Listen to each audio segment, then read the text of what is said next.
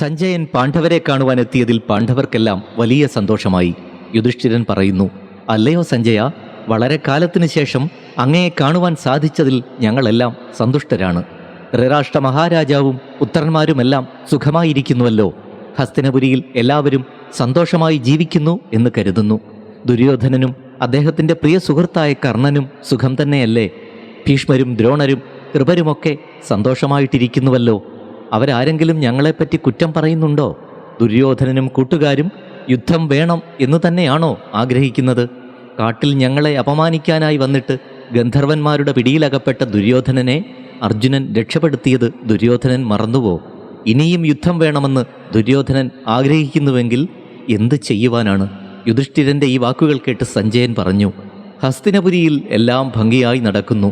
പക്ഷേ നിങ്ങളോടുള്ള ദുര്യോധനൻ്റെ മനോഭാവത്തിന് മാറ്റമൊന്നും സംഭവിച്ചിട്ടുമില്ല.